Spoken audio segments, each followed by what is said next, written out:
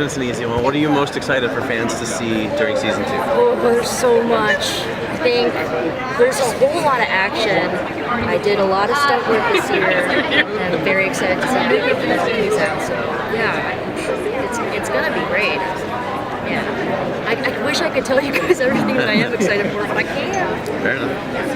How do you feel about Nico's journey from season 1 to season 2 and where she is now? She's definitely grown a lot, and the show only takes place in the span of like 2 weeks. So, I mean, from the first season, you see Nico start off as she's very closed off, and she's very much adamant about doing everything alone. She's very fiercely independent, but then because of friends, she learns to lean on them and trust them. And then in the second season, you see her very much taking on sort of the reluctant leader role. And she's very gung-ho to keep her group safe. Virginia talked to us a little bit about the dynamic between Nico and Carolina. I was wondering if you could speak to that.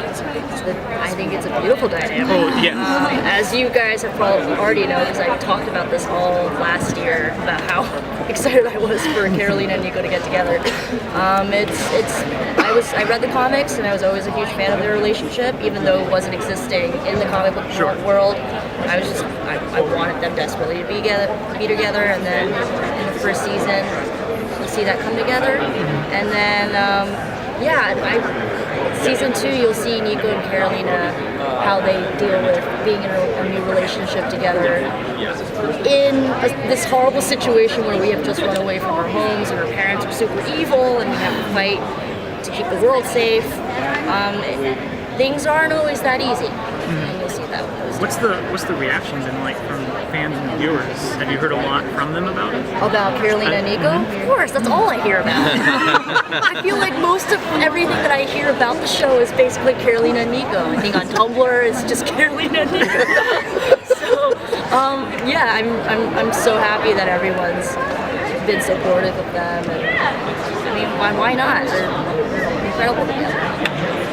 Team seems this year, just starting off in their first episode, she seems to be taking not a hard stance, but more like kind of bringing the team back to reality a little bit, and just reminding them what the situation is, and not to get too confident in what they're doing. Right. I think Nico's just a very careful person, and I think that's why she makes a good sort of leader role for the group, because she's very careful. She does everything.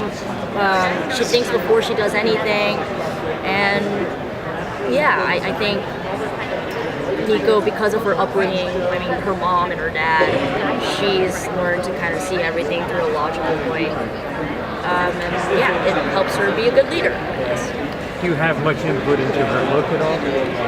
I mean, I do. I mean, I go into fittings and they give me options, and I tell them what option I like. Most of the time, it goes well for me.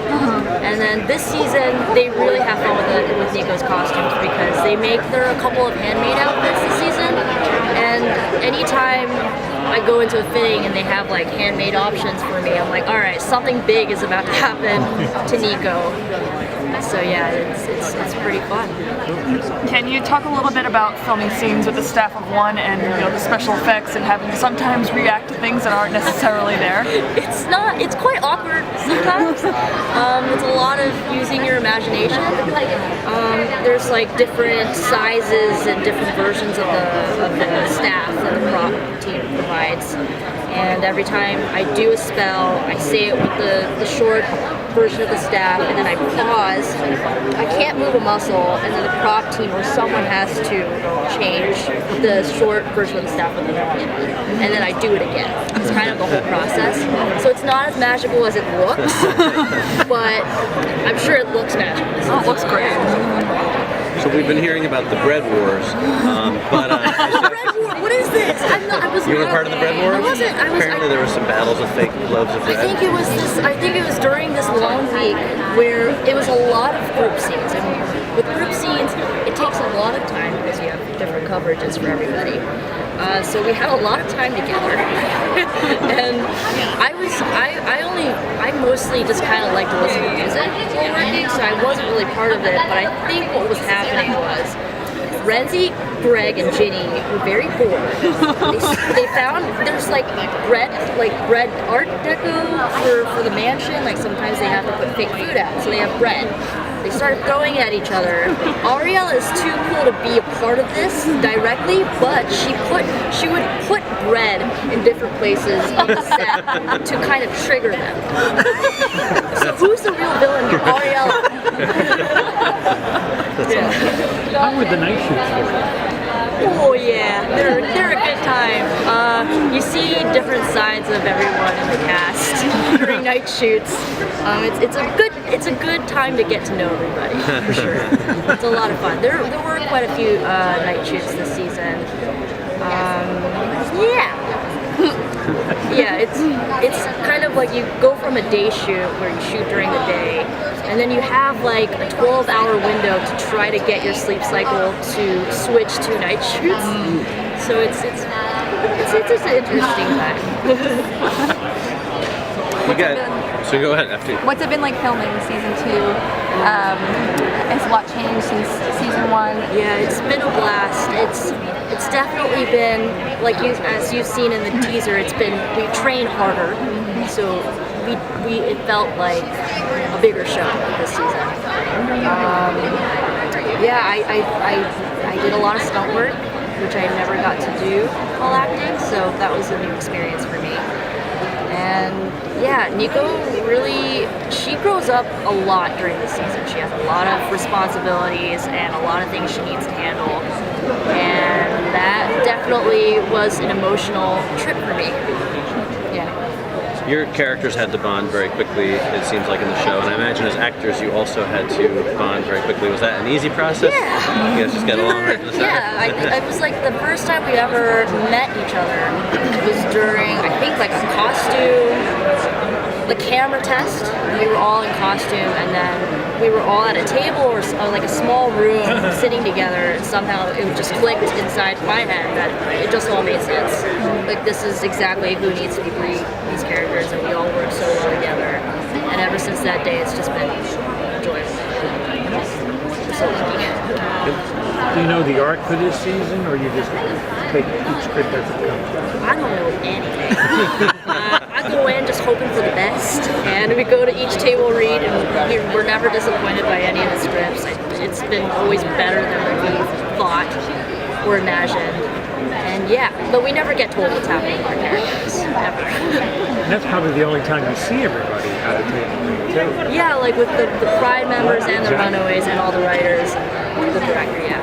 I love table reads. They're a great time. Comic fans are known for being very passionate about adaptations of their works. Yeah.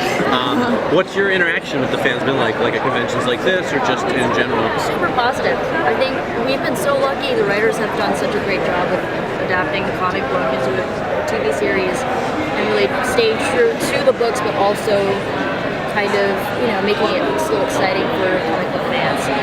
And yeah, sorry, I'm going off. What was the question again? Just how your interaction with fans has been at conventions or in It's general. been super positive. Carolina and Nico definitely helps. And yeah, I've been super lucky to have such supportive fans. And I always do question if I am making the right choice with whatever scene or whatever choices come up for Nico. And I've been lucky enough for them to be fully trusting and supportive. What's it been like for you guys Here, this is what we look forward to.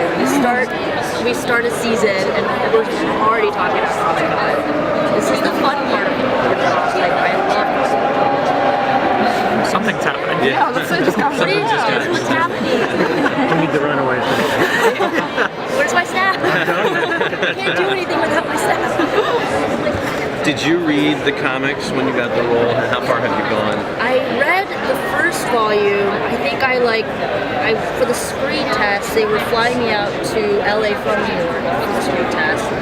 And somehow I managed to order on Amazon the comic book, first volume, read it on the plane, and then did the screen test, and then heard that I got the role from Jeff Lowe, and I read the whole series.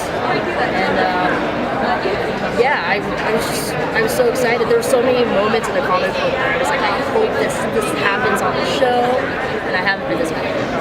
Yeah. Marvel's done this from the beginning, but I always hearken to this. I think it's very important. The diversity of the show. I love it. I love seeing the rainbow. Oh yeah, that's a good one. Rainbow. Because Carolina's a rainbow. Rainbow. We're all very gay. Literally, yeah. The most subtle metaphor ever. I love it.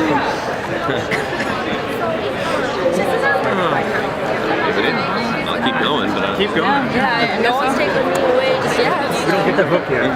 you can always tell when it's the last one on the table because they like let them go for like twice as long as everybody else. Really? This might be a good time for me to reveal spoilers. No, Go for it. I'm kidding. I'm not gonna say So anything. who gets the worst from the staff? Come on, just say it. I guess describe the season 2 in like 3 words. In 3 words? Maybe not 3. Maybe How about an elevator a pitch? couple. Elevator pitch for the third season, for the second season. Yeah. It's a lot. That's I'm so bad at these. I don't know English too good.